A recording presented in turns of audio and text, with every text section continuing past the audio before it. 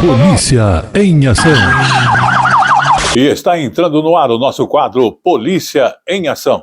As ações da polícia em benefício da população. Polícia em ação. E começamos o Polícia em Ação falando aí do corpo daquela menina de 11 anos que morreu ao cair num cânion em Cambará do Sul, na Serra Gaúcha, que inclusive foi liberado para passar por exames de necrópsia no município de Taquará do Sul, lá no Rio Grande do Sul. Ela morreu em decorrência, então, de politraumatismo ao cair ali. A polícia está investigando as condições de segurança e as circunstâncias que levaram a esse acidente. Vamos observar mais detalhes nesta reportagem. O corpo da menina de 11 anos que caiu no cânion Fortaleza, em Cambará do Sul, foi resgatado no fim da noite desta quinta-feira, com o apoio de helicópteros e equipes de rapel. O trabalho levou mais de 10 horas. Foi realizado pelo Corpo de Bombeiros, Polícia Civil e Brigada Militar. Eles usaram drones com câmeras térmicas que detectam variações de temperatura para localizar a vítima, identificada como Bianca Zanella. Ela morava em Curitiba, estava viajando acompanhada pelos pais e pelos 2 irmãos mais novos, de 9 e 5 anos. Bianca tinha transtorno do espectro autista e teria corrido em direção ao desfiladeiro. Quando notou, o pai conta que já não conseguiu alcançar. Ela foi encontrada cerca de 70 metros abaixo do ponto onde ocorreu a queda. O corpo foi levado para exames no Instituto Médico Legal de Taquara, que apontou politraumatismo como a causa da morte. O translado foi feito nesta tarde numa aeronave da Casa Militar do Estado do Paraná. Equipes do Instituto Geral de Perícias e da Polícia Civil do Rio Grande do Sul estão no local do acidente no Parque Nacional da Serra Geral, realizando perícia para apurar a dinâmica da queda e as condições de segurança do mirante. Em sinal de luto, hoje o cânion Fortaleza ficou fechado para visitação. Polícia em ação. Vamos agora à segunda notícia do Polícia em Ação, falando da Polícia Federal, que no dia 10 de julho deu início a uma operação contra falsos sites de inscrição do Enem 2024. Mais de 35 mil vítimas caíram neste golpe. Os investigados teriam, inclusive, arrecadado pelo menos 3 milhões de reais. Vamos observar. Durante o período oficial de inscrições para o Enem do ano passado, os criminosos criaram páginas falsas na internet para simular o ambiente oficial do INEP. Os candidatos eram induzidos a fazer pagamentos via Pix sem realizar a inscrição de fato. Os valores pagos iam para uma conta bancária vinculada a uma empresa privada. Um dos investigados possui pelo menos 15 anotações criminais pelo crime de estelionato. Além do prejuízo financeiro, os candidatos enganados perderam a chance de fazer o Enem 2024. A operação da Polícia Federal foi batizada de Só Oficial para alertar os estudantes a conferir se o site acessado é mesmo oficial, com final gov.br, pagar valores somente se destinados ao INEP e verificar se a inscrição foi validada. Polícia em ação. E vamos agora ao terceiro caso do Polícia em Ação. A Polícia Federal realizou no dia 8 de julho operação contra suspeitos de desviar recursos públicos por meio de emendas parlamentares. E, inclusive, praticavam fraudes em licitação, segundo os indícios. Vamos observar mais detalhes nesta reportagem do Polícia em Ação. Entre os alvos da ação estava o deputado federal Júnior Mano, do PSB do Ceará. De acordo com as investigações, ele e outras 5 pessoas formavam uma organização que articulava o direcionamento de verbas públicas para municípios cearenses em troca de parte do dinheiro. Esses valores ilegais teriam, inclusive, sido usados para pagar campanhas políticas. Ao todo, foram cumpridos outros 15 mandados de busca e apreensão no Distrito Federal e no Ceará. A operação da PF foi autorizada pelo ministro Gilmar Mendes, do Supremo Tribunal Federal. O magistrado também permitiu o acesso a dados de celulares apreendidos e o bloqueio de cerca de 54 milhões de reais. Em nota, a assessoria do parlamentar disse que ele não tem nenhuma relação com os fatos apurados. Polícia em ação. Muito bem, vamos ao fato seguinte do Polícia em Ação, falando de policiais aqui de São Paulo, que estão dizendo que o policial militar que matou o marceneiro Guilherme Ferreira, ao confundi-lo com o assaltante, não cumpriu o protocolo. Exatamente.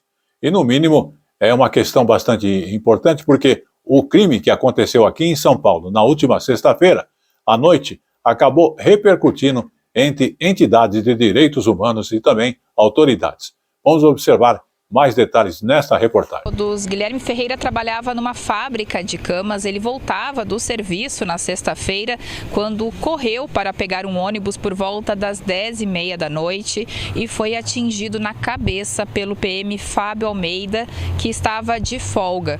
O policial havia sofrido uma tentativa de assalto pouco antes e confundiu o Guilherme com um dos criminosos. O PM chegou a ser preso, ele foi indiciado por homicídio culposo quando não há intenção de matar, mas foi liberado depois de pagar a fiança e ele foi afastado das funções operacionais.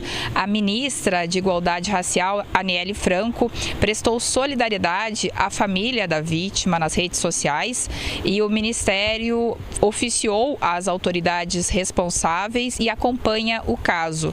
Já o Instituto Sou da Paz mostrou preocupação com a falta de posicionamento do governo aqui do estado sobre o modo de atuação policial, ainda mais com a alta letalidade policial no estado de São Paulo. Nós conversamos com o ouvidor das polícias de São Paulo e, para ele, o policial que fez o disparo não cumpriu o protocolo e o crime teve componentes racistas. Vamos ver.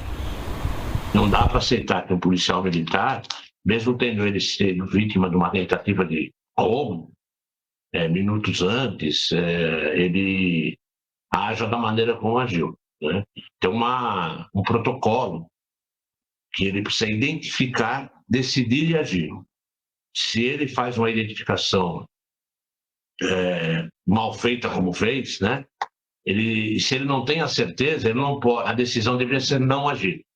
E aí ele acaba, no meu ponto de vista, agindo, e a gente inclusive pede para apurar, para ver a conotação racista que pode ter havido nesta identificação.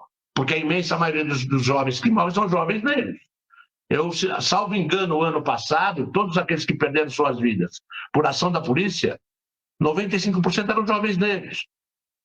Então é necessário que se discuta isso e que se encontre caminhos para minimizar isso. Ele só fez uma identificação equivocada, mas a intenção era atirar. Polícia em ação.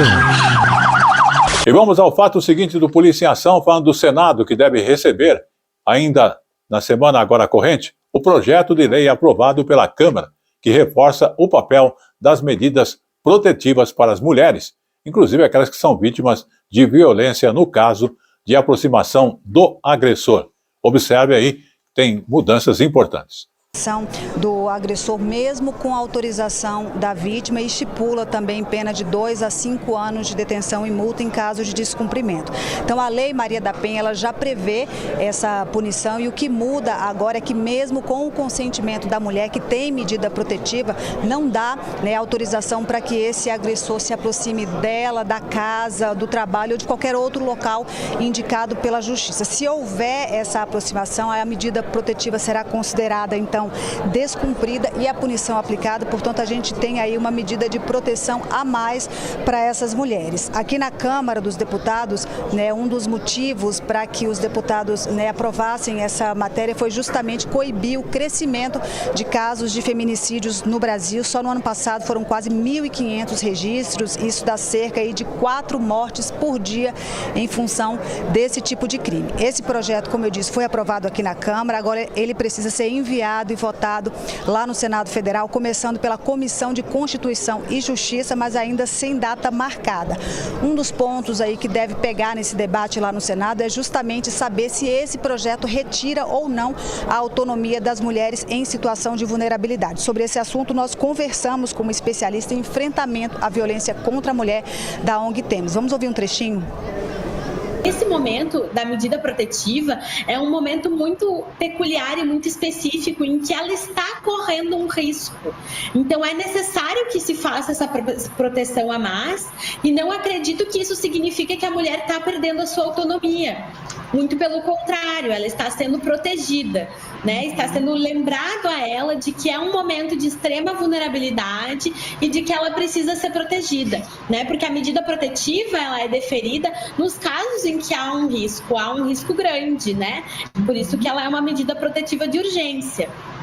Então, acho que é importante sim essa proteção a mais, essa garantia do Estado de olhar para essa mulher e entender que, por vezes, ela pode também não dimensionar o risco que ela está correndo, porque muitas vezes as mulheres não acreditam que elas vão ser mortas pelo seu companheiro.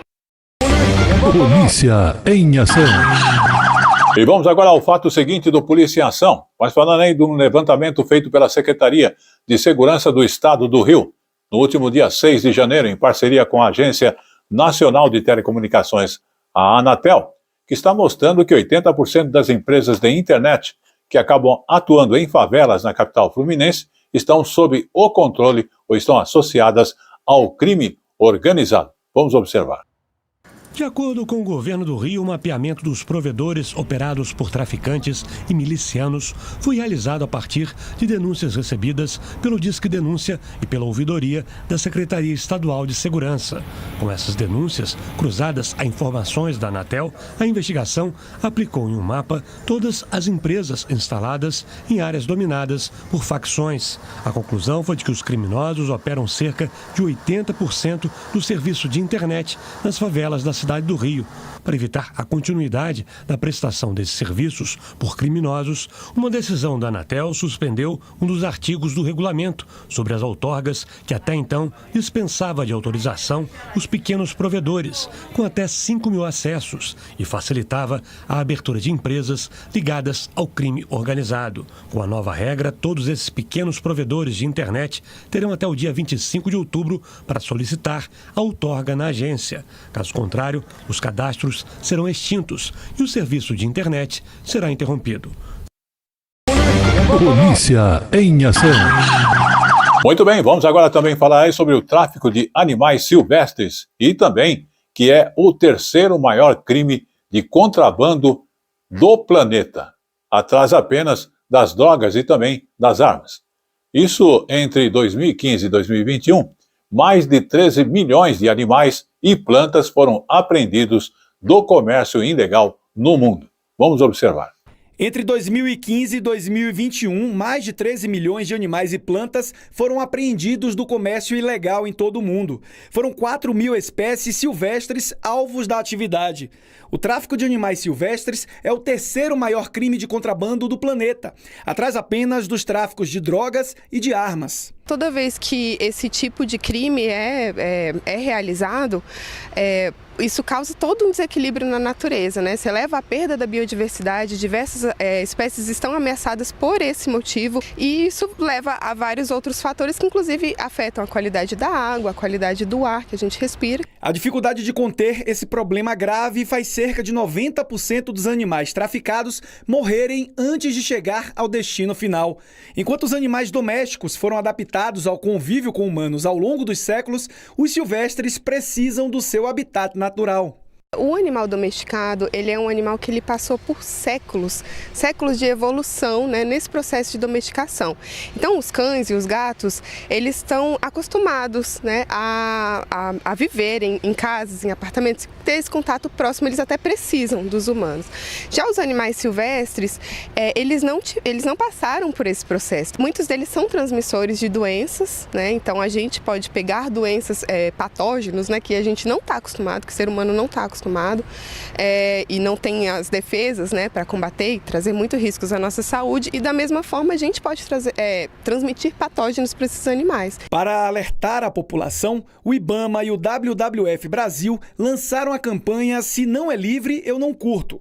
O objetivo é usar as redes sociais para promover a conscientização sobre os riscos da posse e da exposição de animais silvestres como pets. As redes sociais também deram visibilidade à nossa fauna e muitas pessoas acabam utilizando um animal silvestre sendo explorado na rede social para ganhar curtidas, para ganhar likes, para de fato crescer na rede social. Isso não é legal. Nós não coadunamos com essa prática e nós queremos de fato que as pessoas entendam que o melhor lugar para um animal é na natureza, aonde ele vive, com todas as cadeias alimentares, com todas as relações da própria natureza. Polícia em ação. E vamos agora à última notícia do Polícia em Ação, falando aí dos motociclistas e mais segurança para eles. Exatamente, isso aconteceu lá em Fortaleza, que teve um dia pela segurança no trânsito com atenção especial à segurança dos motociclistas. É um equipamento, inclusive, que é verificado, que é aquela antena, que é usada para evitar acidentes com linhas de pipa, que às vezes causam problemas bastante sérios. Podem até mesmo provocar acidentes graves. Vamos conferir mais detalhes nesta reportagem da TV Ceará. A movimentação começou cedo em frente ao Teatro José de Alencar, no centro de Fortaleza. Motociclistas foram recebidos pelos agentes de trânsito da Autarquia Municipal de Trânsito e Cidadania, com orientações e também com um item que pode ajudar a salvar suas vidas: a antena corta-pipa. Francisco já teve um prejuízo na moto por conta da linha de pipa com cerol. Cortou só superficial, né? Aí eu parei a moto, tirei ela. Somente isso mesmo, mas assim, depois na outra moto que eu tinha, eu botei antena, me preveni, inclusive botei até 2, né? Para evitar acidentes com linhas de pipa com cerol ou da chamada linha chilena, que são altamente cortantes, a MC iniciou hoje uma série de ações educativas em alusão ao Dia do Motociclista, comemorado no dia 27 de julho. A primeira delas foi a distribuição e instalação de antenas corta-pipas, equipamento que pode evitar acidentes graves. A iniciativa tem como objetivo sensibilizar os motociclistas quanto ao uso do equipamento de segurança, principalmente nesse mês de julho. As antenas corta-pipa ajudam a romper a linha de pipa com cerol ou as linhas chilenas, quando os condutores ou os passageiros estão andando em uma área onde as pessoas estão soltando as pipas. As áreas do corpo mais atingidas normalmente são pescoço, braço e tórax. Daí a importância de utilizar este item de segurança. Ele não é um equipamento obrigatório para o motociclista em geral. Ele é obrigatório apenas para o profissional. Por exemplo, o mototaxista, ele tem que utilizar obrigatoriamente. Mas é um elemento que a AMC recomenda fortemente que o usuário tenha, porque ele evita a ocorrência do sinistro. Nós temos vários relatos, né, de quedas que ocorrem e de cortes na região da face, do pescoço e do tórax. Polícia em ação. E com esta última informação, o Polícia em Ação desta semana vai ficando por aqui. Até lá! Polícia em ação.